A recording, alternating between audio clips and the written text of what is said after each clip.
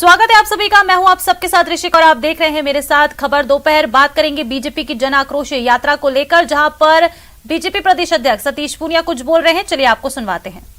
मोर्चा, किसान मोर्चा, अल्पसंख्यक मोर्चा, ओबीसी मोर्चा, सभी ने मुखर होकर काम किया।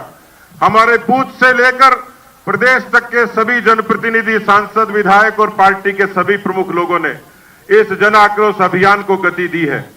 हम सबका सौभाग्य है कि आज जन आक्रोश अभियान का शुभारंभ होगा। हम सब लोग उसके साक्षी बनेंगे।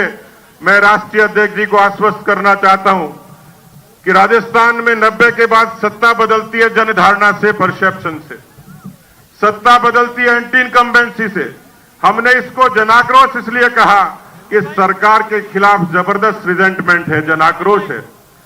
सत्ता बदलती है लोगों के, स्थानीय लोगों के काम से और व्यवहार से, लेकिन हम सब लोगों को सहूलियत है कि देश में एक ऐसी सरकार बैठी है, एक ऐसे नेता बैठे हैं जिन्होंने अपने नाम और काम से न केवल हिंदुस्तान को, राजस्थान की आवाम को भी अनेक योजनाओं से जोड़कर ताकत दी है।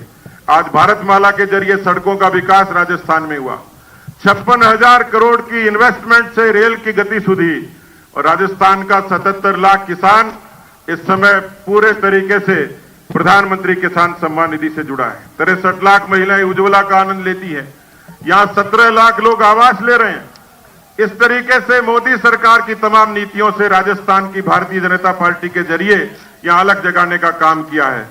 हमारे प्रदेश के प्रभारी माननीय अरुण सिंह जी के निर्देश पर इस जन आक्रोश यात्रा का हम लोगों ने आगाज किया है। मैं अरुण सिंह जी का आभार व्यक्त करूंगा कि जिन्होंने एक सामान्य कार्यकर्ता की तरह जब चाहा जब आए और एक सामान्य तरीके से कार्यकर्ता को मोटिवेट करने का काम करते हैं। जन आक्रोश यात्रा को हम लोगों ने आपके निर्देश में तैयार किया है। मैं आप सबसे गुजारिश करूंगा कि गांव जाएंगे, दर दर जाएंगे, घर घर तक जाएंगे और ये भरोसा मैं माननीय अध्यक्ष जी को दिलाना चाहता हूं, इस बार सत्ता बदलेगी, मोदी जी के नाम और काम से भी बदलेगी और कार्यकर्ताओं के परिश्रम और पसीने से भी बदलेगी। मैं आपसे आग्रह करना चाहूंगा कि मुझे पता है कि आप सब लोग इतनी धूप में बैठे हैं, आपको पसीना आ रहा है। मित्रों, ये पसीना भारतीय जनता पार्टी की जीत का सबसे बड़ा कारक बनेगा। ये पसीना राजस्थान में कांग्रेस पार्टी की जड़ों में तेजाब का काम करेगा और 2023 में कांग्रेस पार्टी को हमेशा से विदा करने का भी काम करेगा। इसलिए आप लोग माननीय अध्यक्ष जी को शांति से सुने, उनका अभिनंदन करें और उससे पहले मैं आग्रह करूंगा माननीय राष्ट्रीय अध्यक्ष जी से, इस यात्रा का एक वीडियो वो आपके कर कमलों से लॉन्च होगा। उसके बाद माननीय राष्ट्रीय अध्यक्ष जी हम सबको संबोधित करेंगे। मैं आप सब लोगों को धन्यवाद देता हूं क्योंकि पार्टी के सारे ही प्रमुख नेता गुजरात के चुनाव प्रचार में हैं। बहुत थोड़ी सी सूचना पर इतनी संख्या में आप लोग पधारे हैं।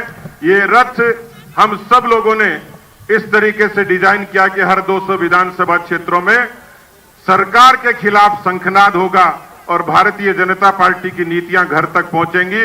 इन्हीं शुभकामनाओं के साथ बहुत बहुत धन्यवाद। जय हिंद, जय भारत। तो ये देखिए दशहरा मैदान से आपको ये सीधी तस्वीरें दिखा रहे हैं, जयपुर के दशहरा मैदान से, जहां बीजेपी के प्रदेश अध्यक्ष सतीश पूनिया अभी जनसभा को संबोधित कर रहे थे। और आप ये इन 5 तस्वीरों में देख सकते हैं बीजेपी की आज जन आक्रोश यात्रा जो है ये शुरू हो चुकी है। मंच पर कई बड़े नेता जो हैं मौजूद हैं। जेपी नड्डा भी यहाँ पर मौजूद हैं। आप तस्वीरों में सीधा देख सकते हैं। 5 तस्वीरों में आपको दिखा रहे हैं। सीधा ये तस्वीरें हैं जयपुर के दशहरा मैदान से जन आक्रोश यात्रा की यहाँ से शुरुआत होने वाली है, जिसमें अभी बीजेपी के प्रदेश अध्यक्ष सतीश पूनिया को सुन रहे थे आप। उन्होंने कई अहम बातें अपने संबोधन के दौरान कही हैं। जनसभा को संबोधित करते हुए उन्होंने विपक्ष पर भी निशाने साधे हैं और इसके साथ उन्होंने बीजेपी के आगे की जो रणनीति है उसको लेकर भी काफी कुछ बताया।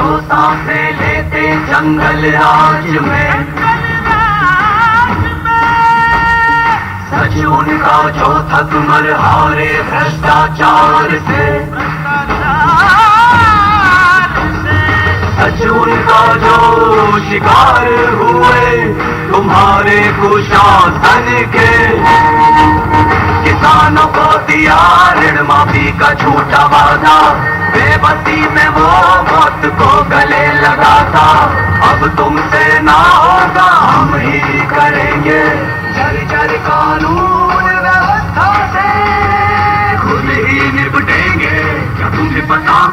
है जोश, उमड़ रहा है जन आक्रोश, तुम्हारी धरती में फैल रहे हो है रोष।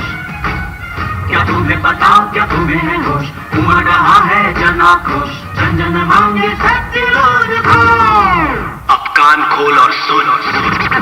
इल्जाम है थारा पंजा पे इल्जाम है, भ्रष्टाचारी है थारो प्रशासन, राजस्थान में भरियों को शासन, जंगल राज बनियों है थारो शासन। कन्हैया लाल दर्जी की गलती क्या थी, एक बेरहम मौत उसको किसने बांटी, और देख के ऐसा मंजर क्या तुम्हारी रूह नहीं कांपी।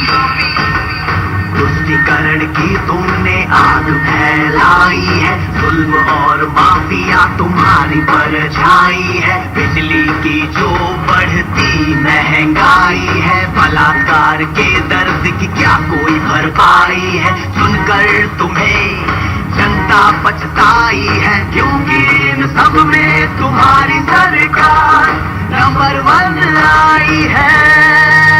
लेकिन अब नहीं। बारी है जनता की बारी है, करली तैयारी न चलनी तुम्हारी है, हार और जीत के इस द्वंद्व में, सच है सत्य और असत्य की इस जंग में। बोलना अब तो सच तू बोलना, क्यों नहीं करी थी बाजरे खरीद की घोषणा, किसने काटे पैर उस बुजुर्ग महिला के, जलाया किसने बुलडोजर राम दरबार पे। बताओ चिरंजी लाल किसान को किसने मारा था, वो गरीब जो परिवार का इकलौता सहारा था। क्यों आदिवासी और दलित पे अत्याचार है, रतन सोनी की हत्या का दर्द बेहिसाब है।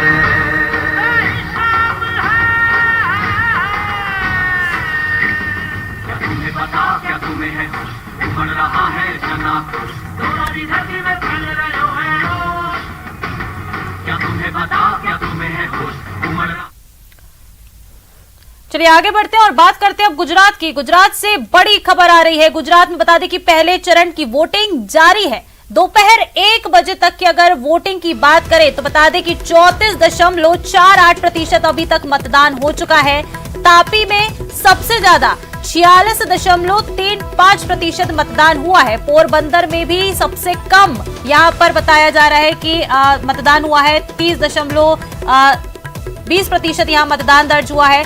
और बता दें कि 19 जिलों की 89 सीटों पर वोटिंग जारी है। शाम 5 बजे तक वोटिंग होगी। 89 सीटों पर 788 उम्मीदवार मैदान में हैं, जिनके बीच ये चुनाव जो है आज हो रहा है, जिसके लिए मतदान हो रहा है। पहले चरण में 339 निर्दलीय भी मैदान में है।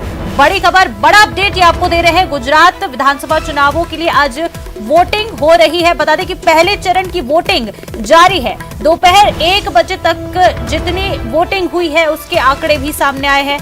1 बजे तक 34.48% मतदान हुआ है। तापी में सबसे ज्यादा बताया जा रहा है कि 46% से ज्यादा यहाँ मतदान हुआ है। पोरबंदर की बात करें तो यहाँ पर अभी तक का सबसे कम बताया जा रहा है कि मतदान हुआ है। 30% से थोड़ा ज्यादा ही यहाँ पर अभी तक मतदान हुआ है।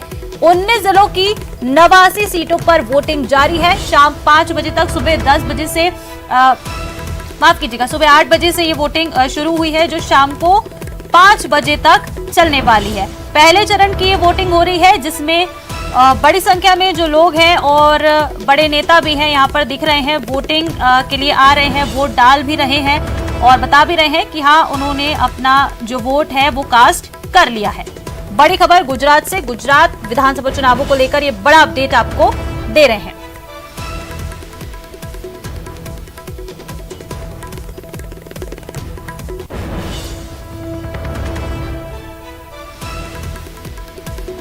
और देखिए, गुजरात विधानसभा चुनाव में पहले दौर के लिए 89 सीटों पर वोटिंग जारी है। पहले फेज की वोटिंग के लिए 25,390 पोलिंग स्टेशन बताए, 90 से ज्यादा पोलिंग स्टेशन बनाए गए हैं। यहाँ सुबह 8 बजे से वोटिंग शुरू हो गई है।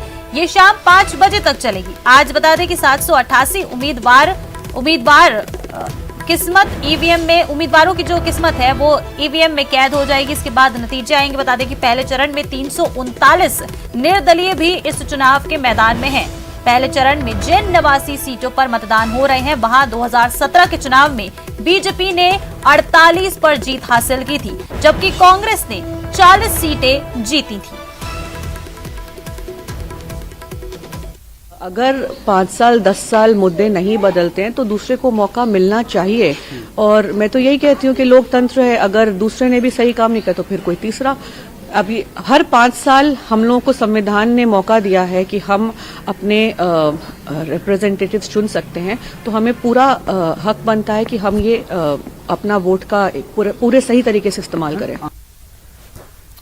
और चलिए बात करते हैं अब श्रद्धा मर्डर केस की। श्रद्धा मर्डर केस में बड़ा अपडेट आपको बता दें, आफताब का नार्को टेस्ट जो है वो हो गया है। सुबह 10 बजे कुछ ये इसका नार्को टेस्ट शुरू हुआ था, 2 घंटे तक ये नार्को टेस्ट चला और अब ये नार्को टेस्ट खत्म हो गया है। बता दें कि रोहिणी के अंबेडकर अस्पताल में नार्को टेस्ट हुआ और कई सवालों के संतोषजनक जवाब आफताब ने दिए हैं। ऐसी जानकारी सामने आ रही है कि आफताब ने कई सवालों के संतोषजनक जवाब दिए हैं, लेकिन कुछ सवालों के जवाब में उसने समय भी लिया है। नार्को टेस्ट में उसने अपना जुर्म कबूला है। आफताब ने माना है कि हाँ, उसने ही श्रद्धा की हत्या की थी। बड़ा अपडेट श्रद्धा मर्डर केस में यह आपको बता रहे हैं, आफताब का आज नार्को टेस्ट हुआ है।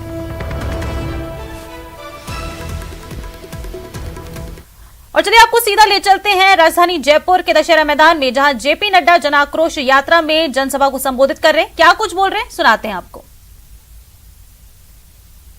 मंत्री केंद्र में श्री अर्जुन राम मेघवाल जी, हमारे राजेंद्र राठौर जी उपनेता प्रतिपक्ष, श्रीमती विजया राहटकर जी प्रदेश की सहप्रभारी, डॉक्टर अलका सिंह गुर्जर जी राष्ट्रीय मंत्री, भजनलाल शर्मा जी प्रदेश महामंत्री, श्रीमती दिया कुमारी जी प्रदेश की महामंत्री, चंद्रशेखर जी, राजेंद्र गहलोत जी हमारे सांसद, सीपी जोशी जी, राजवर्धन सिंह राठौर जी हमारे सांसद, रामचरण जी जो यहाँ के सांसद हैं, हमारे अन्य नेतागण किरोड़ी लाल मीतना जी, बदनौर साहब, घनश्याम तिवारी जी, नरपत जी, सम्मानित मंच और यहाँ इतनी बड़ी संख्या में एकत्र आए जन आक्रोश यात्रा को प्रारंभ करने के लिए हमारे भारतीय जनता पार्टी के वरिष्ठ पदाधिकारी, देवी और सज्जनों और प्रिंट मीडिया और इलेक्ट्रॉनिक मीडिया के मेरे साथी, अभी अभी आपने जन आक्रोश की दृष्टि से एक गीत सुना और उसका चलचित्र भी देखा। मैं इस यात्रा में आया हूं और जयपुर नगरी में मुझे आने का सौभाग्य प्राप्त हुआ है।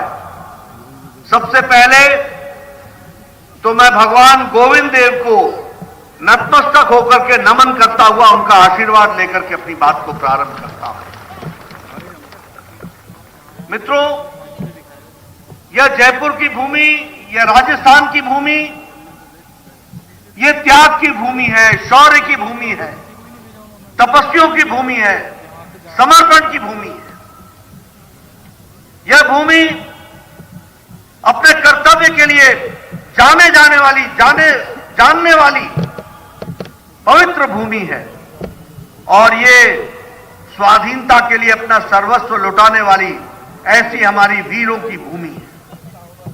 ऐसे भूमि को मैं नमन भी करता हूं और नमन के साथ साथ इस पवित्र भूमि से प्रेरणा लेते हुए आप सबको इस जन आक्रोश यात्रा के प्रारंभ पर शुभकामनाएं भी देता हूं कि आप जरूर सफल होकर इस यात्रा के माध्यम से राजस्थान की जनता की सुध लेंगे, चिंता करेंगे और उनके समस्याओं का निवारण भी करेंगे। मित्रों, ये जन आक्रोश यात्रा मुझे बताया गया है कि लगभग आप 200 रथों के माध्यम से 200 विधानसभा के क्षेत्र में, जिसमें से आज 51 रथ का श्री गणेश करने का सौभाग्य मुझे मिला है। ये जन आक्रोश यात्रा में कुल मिलाकर के 200 रथ 200 विधानसभाओं में 75,000 किलोमीटर का सफर करते हुए 20,000 चौपाल लगाएंगे, 20,000 नुक्कड़ सभाएं करेंगे, 20,000 स्थानों पर जनसंपर्क करेंगे और लगभग 2 करोड़ जनता तक अपनी आवाज पहुंचाएंगे और उनका आक्रोश सुनेंगे, उनसे जनसंपर्क करेंगे। ये जो आपने योजना बनाई है, इसके लिए मैं राजस्थान की भारतीय जनता पार्टी की इकाई को, उनके अध्यक्ष सतीश पुनिया जी को, उनकी टीम को और राजस्थान के नेताओं को, जिन्होंने एक साथ मिलकर इस योजना को बनाया है, उसके लिए मैं उनको बहुत बहुत बधाई देता हूं और शुभकामनाएं देता हूं। मित्रों, मुझसे पहले वक्ताओं ने बहुत सी बातें आपके साथ कही हैं और इस गीत में बड़े विस्तार से राजस्थान में पिछले 5 साल में घटने वाली घटनाओं के बारे में जिक्र भी है और गीत के बोल में उसको बताया भी गया है, दर्शाया भी गया है। मैं लेकिन एक बात कहना चाहता हूं। आज चर्चा हो रही थी कि गहलोत साहब ने ये वादा किया था, राहुल बाबा ने ये वादा किया था और वो वादा नहीं निभाया। अरे वादा निभाना तो छोड़ो, वादा तो ये क्या निभाएंगे। लेकिन राजनीति में नेता की नियत और नियति छोटी छोटी हरकतों से पता चलती। अगर नेता भामाशाह योजना का नाम बदल करके अगर जन आधार योजना रखे तो इसको यह कहते हैं कि जिल्द बदल दिया, किताब तो वही थी लेकिन जिल्द बदल करके अपने आप को जोड़ने का प्रयास किया है। इसमें होता कुछ नहीं है, लेकिन नेता का औकात पता चल जाती है कि सोच कितनी हल्की है। अगर भामाशाह स्वास्थ्य योजना उसको चिरंजीवी योजना बना दिया, क्या सोचते थे कि तुम चिरंजीवी हो जाओगे क्या? ऐसा नहीं होने वाला। अगर केंद्र सरकार भामाशाह के लिए मोदी जी आयुष्मान भारत के तहत आपको आर्थिक मदद देते हैं तो आप में भी इतनी हिम्मत होनी चाहिए कि आप भी मन से बोल सको कि मोदी जी आपका धन्यवाद, आपने राजस्थान की जनता की चिंता की है। लेकिन ये कहने की आप में ताकत नहीं है, आप नाम बदलते हो। हमारे यहां जो अन्नपूर्णा रसोई चल रही थी तो इनको लगा कि हम कांग्रेस पार्टी के प्रति वफादारी नहीं निभा सकेंगे जब तक हम उसको इंदिरा रसोई नहीं करेंगे। ये जनता की सेवा नहीं करते हैं।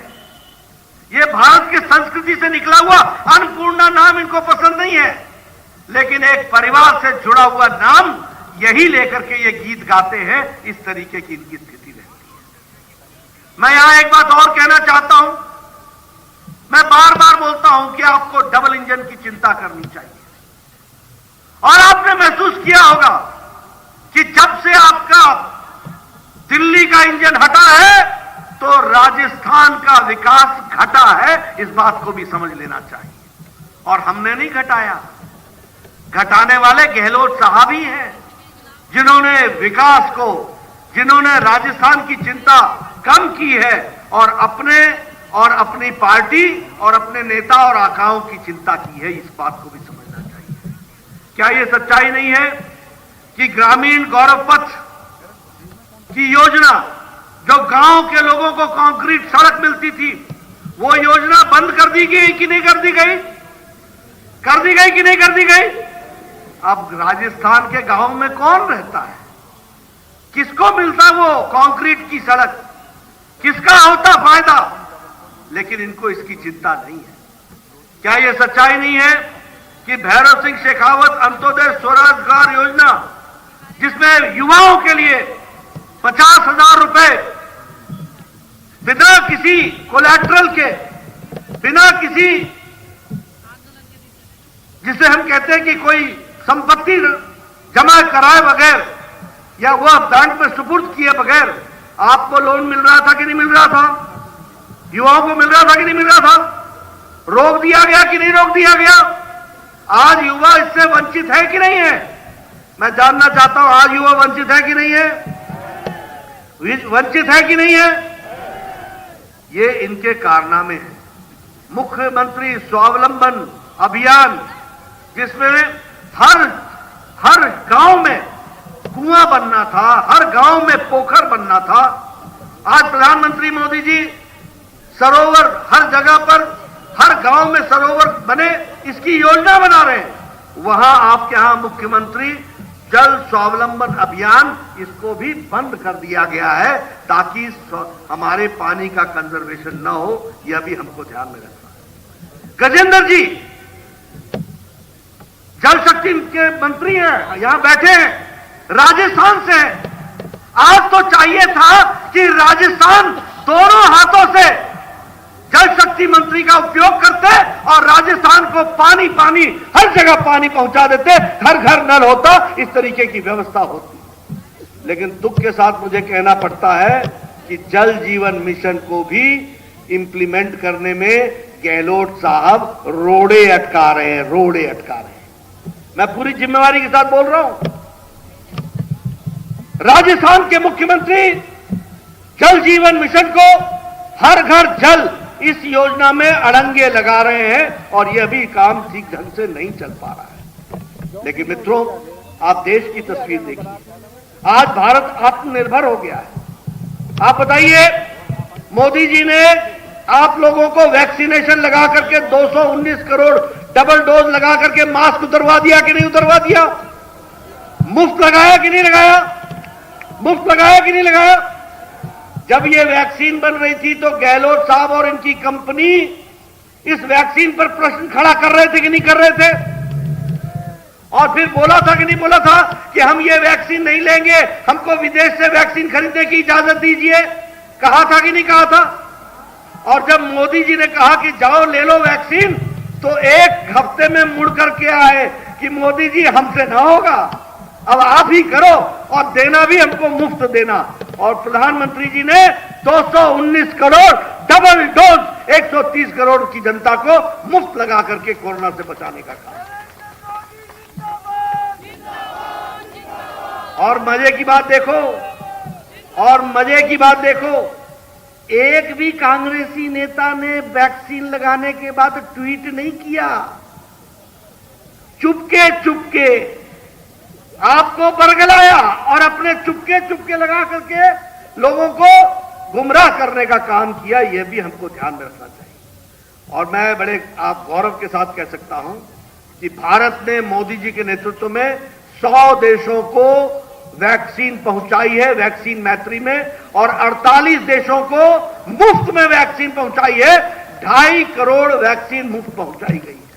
ये भारत, अब भारत लेने वाला नहीं, भारत देने वाला हो गया है। दुनिया में यह हमारी तस्वीर बनी है।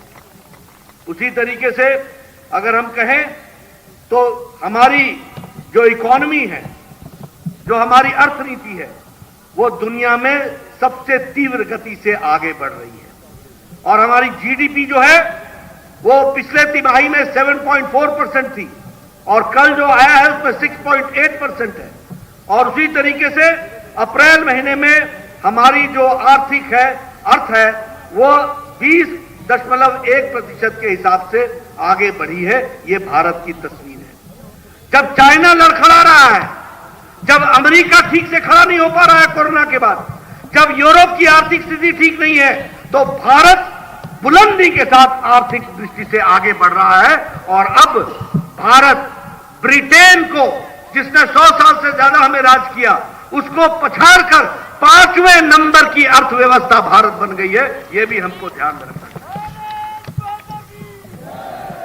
लेदर की एक्सपोर्ट में जो बढ़ोतरी हुई है वो 29% हुई है। कॉफी एक्सपोर्ट में हम आगे बढ़ गए हैं, इलेक्ट्रॉनिक के एक्सपोर्ट में हम आगे बढ़ गए हैं, केमिकल एक्सपोर्ट में हम 15% से भी आगे हमारी ग्रोथ हो गई है। यह भी हमको समझना चाहिए। मित्रों, एग्रीकल्चर में हम लोगों ने 6 गुना बजट बढ़ाया, स्वास्थ्य में हम लोगों ने लगभग 8 गुना बजट बढ़ाया, और उसी तरीके से हमारे एक्सपोर्ट्स भी 17% से ज्यादा बढ़ करके आए। मैं ये सारी बातें आपके सामने क्यों कह रहा हूं? अच्छा इलाज देना हो तो आयुष्मान भारत केंद्र सरकार दे। अगर प्रधानमंत्री आवास योजना देना हो तो केंद्र सरकार दे। अगर उज्ज्वला योजना देना हो और गृहिणियों को ताकत देनी हो तो केंद्र सरकार देती है। अगर स्वच्छता अभियान के तहत 11 करोड़ से ज्यादा इज्जत घर बनते हैं तो भारत की माताओं को, 11 करोड़ माताओं को इज्जत से जीने का अधिकार देते हैं तो नरेंद्र मोदी देते हैं। ये हमको ध्यान रखना चाहिए। इसलिए मित्रों, हर दृष्टि से विकास के नए आयाम लिखने का काम भारत की सरकार ने किया है और उसको आगे बढ़ाने का काम किया है। लेकिन यहां मैं एक बात और भी कहना चाहूंगा कि राजस्थान का जहां तक सवाल है तो 9 नेशनल हाईवे आपको समर्पित किए गए हैं। 243 किलोमीटर की सड़क बन रही है और 1357 करोड़ रुपए खर्च हो रहे हैं। ये भी आपको ध्यान रखना चाहिए। सेतु बंधन में योजना के तहत 700 करोड़ रुपए खर्च हो रहे हैं। उसी तरीके से 25 न्यू बाईपासेस बनने के लिए 50,000 करोड़ रुपए खर्च हो रहा है। इस तरीके से काम चल रहा है। दिल्ली मुंबई एक्सप्रेस हाईवे जो बन रहा है उसमें अलवर, भरतपुर, दौसा, सवाई माधोपुर, टोंक, बूंदी, कोटा डिस्ट्रिक्ट, ये सबको लाभ मिलने वाला है और अब दिल्ली की यात्रा 2 घंटे के अंदर हो जाएगी। इस तरीके का एक्सप्रेस हाईवे बन रहा है। आप बताइए, क्या भारत विकास की नई छलांग नहीं लगा रहा है? लेकिन उसके साथ साथ मैं ये भी कहना चाहूंगा, अभी अभी 5 मेडिकल कॉलेज आपको दिए गए। सिरोही में दिया गया, बांसवाड़ा में दिया गया, हनुमानगढ़ में दिया गया, दौसा में दिया गया। और जब मैं स्वास्थ्य मंत्री था, यहां राठौर साहब बैठे हैं, ये स्वास्थ्य मंत्री होते थे। हमारे कालीचरण सर्राफ साहब बैठे हैं, ये स्वास्थ्य मंत्री होते थे। उन दिनों में चूरू में, पाली में, बाड़मेर में, भरतपुर में, डूंगरपुर में, भीलवाड़ा में, सब में मेडिकल कॉलेज देने का काम आदरणीय प्रधानमंत्री जी ने किया था। इसलिए राजस्थान के विकास में केंद्र सरकार ने कोई कसर नहीं छोड़ी है और प्रदेश की सरकार ने गहलोत के समय में कोई कसर नहीं छोड़ी कि विकास को रोका जाए, ब्रेक लगाया जाए। इसमें कोई कसर नहीं छोड़ी है। मित्रों, मैं यहां पर आपके सामने ये सारी बातें इसलिए कह रहा हूं क्योंकि जो देखने का नजरिया है वह भी हम सबके सामने आना चाहिए और वो लोगों को पता चलना चाहिए। हम यहां आपके सामने यह भी कहना चाहूंगा कि जहां तक कर्ज माफी का सवाल है, अभी हमारे बहुत से लोगों ने उसकी चर्चा की।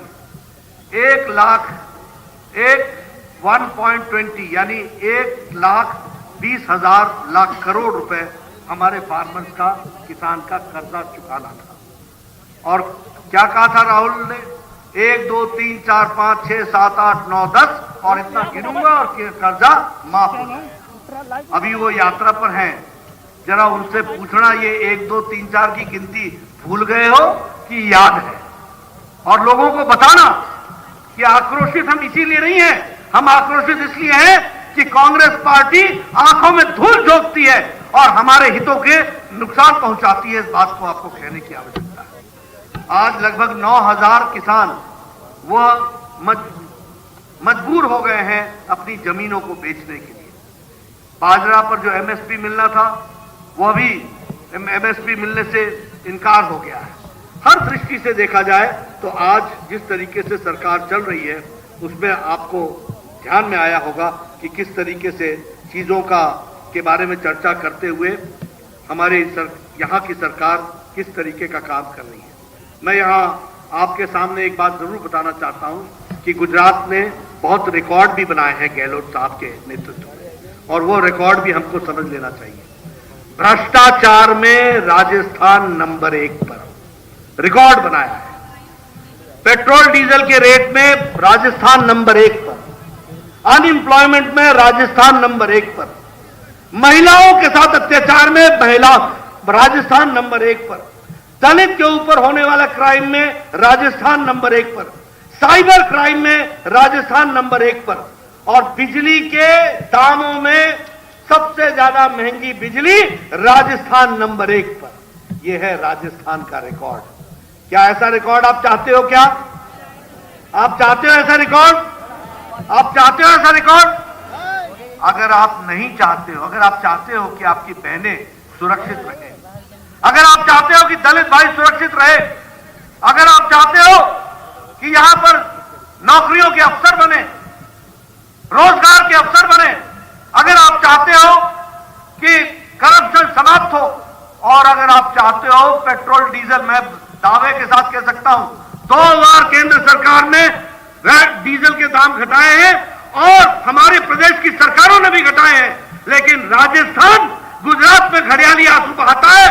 गहलोत साहब वहां जाकर के चर्चा करते हैं और यहां सबसे महंगा डीजल और पेट्रोल बेचते हैं। ये इनका रिकॉर्ड है, इसको आपको समझना चाहिए। ऐसे लोगों को क्या गद्दी पर बैठे रहने देना है? क्या बैठे रहने देना है? क्या इनको मुंह तोड़ जवाब देना है कि नहीं देना है? आज सबसे महंगी बिजली हमारा किसान खरीद रहा है।